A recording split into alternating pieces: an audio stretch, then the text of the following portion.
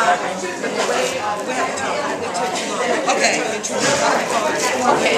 I'm going to do you. No problem. But we're going to do it. We'll decide who's going to do it.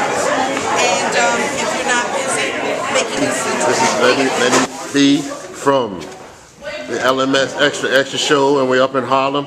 And my favorite author, I saw the book in person, as Jimmy Durante would say. What is your name, my friend?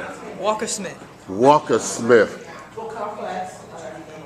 You know, this man I idolize, Jack the Rapper. Yes. Yeah.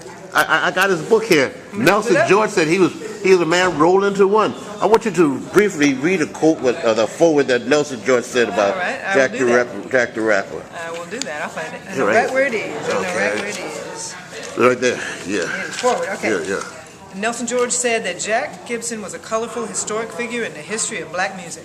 As a pioneering disc jockey, promotion man, trade, publication publisher, and organizer of an amazing yearly convention, Gibson brought people to great music and built a bond between people in the industry. He was personally very kind to me, teaching me the relationship between the music and the community by word and deed. I still miss his annual Jack the Rapper conference in Atlanta, where generations of performers, radio, and record executives came together to celebrate each other and the music of black America. And that was from Nelson George. Nelson George. You know something? Hold the book up, my friend. We want to say Mellow Yellow. That's the book. Yes, sir. I want to ask you a question. How did you meet Jack the Rapper? I met Jack the Rapper when I was still singing. He didn't remember it, though. I met him when I was singing at Casablanca. I went to one of his Jack the Rapper conventions, and I was introduced to him as a new artist. And he shook my hand, and he said, "Good luck to you," and the whole thing. And then years later, he didn't remember that, because years later I became a writer. And it was many, many years later, he was looking for someone to write the story of his life.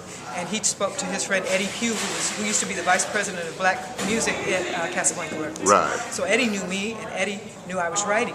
And he put us together, and we talked, and I did a chapter for him. I did an interview and wrote the chapter, and he liked my style, and he liked the way I did it, and so he hired me. And so after 2 years, we worked on the book for 2 years, and at the end of it, I told him the story of how we had met before, and he laughed. He thought it was very funny, because he didn't remember, and I said, I didn't want to tell you that I used to be a singer, because I wanted you to take me seriously as a writer. And so he really liked that story, and that was fun. They had some highlights in the book that I really liked. It was concerning about in Miami Beach, Florida. One time they had, you had to have an ID card. Right. And Sammy Davis Jr. Tell us a little bit about that. Sammy Davis Jr. Was performing out there, and they were all staying, I believe the name of the hotel was the Walla Haji? Was that Walla Haji? Yeah, I believe so. And that was a place where, no, it was the Lord Calvert Hotel. Okay. That was the Lord Calvert. Okay. That was a black hotel where all of the royalty of black entertainment stayed. Because back then, segregated hotels. So they could not stay. Remember, young folks, segregation back then. That's Go right. ahead. And so even big stars were made to stay, and they had to only stay. But they made the best of it, because Nat King Cole would stay there, and Dorothy Dandridge and Pearl Bailey and everybody. What happened to Sammy?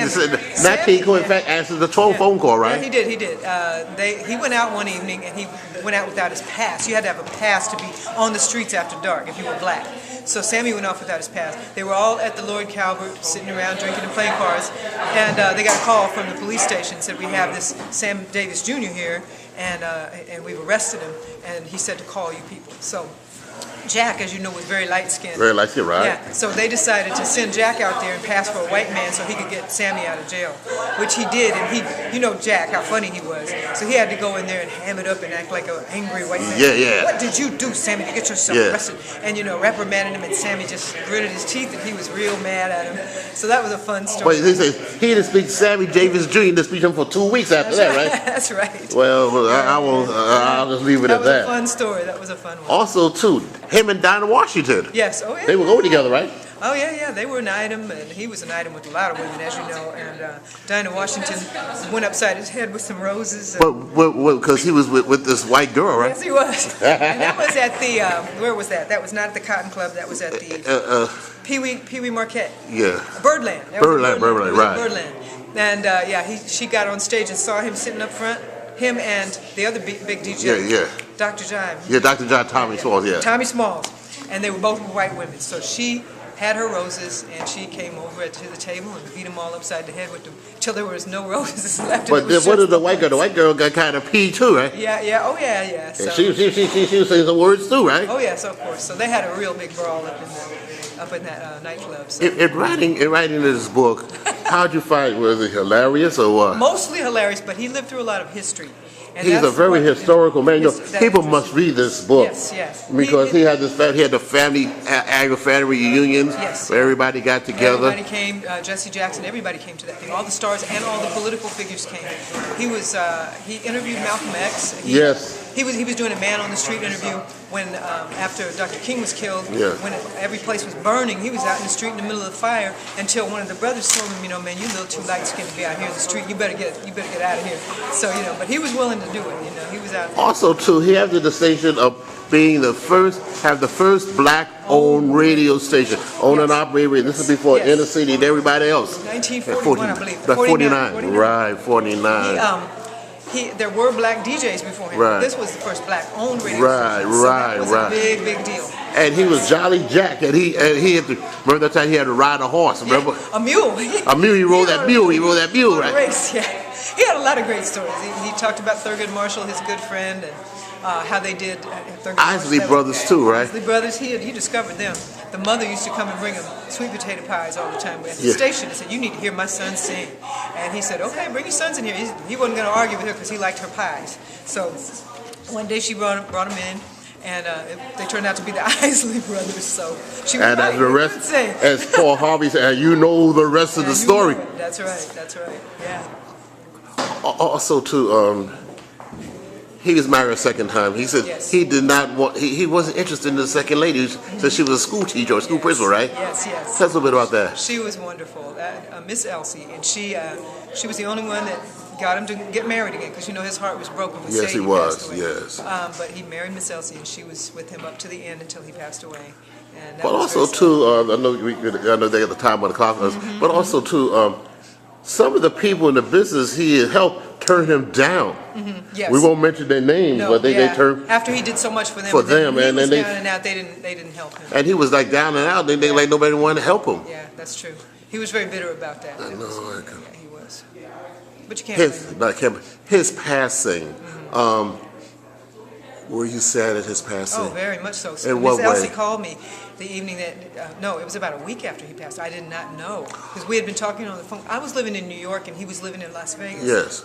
So for the last part of the book, we were doing the interviews by telephone every Sunday morning. And I knew that he had cancer, but I thought he was beating it, because he Yes. was taking the injections. And he was Yeah, always so yeah. upbeat on the phone. Yes.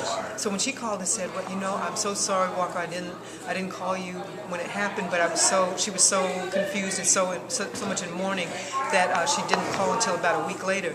And I was just shocked. I was really surprised and upset. And I missed that voice. I missed that talking to him every Sunday. What is your memory of him?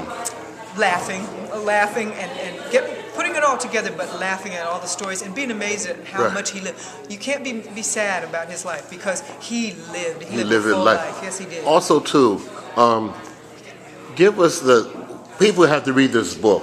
I mean, every black person who's watching this.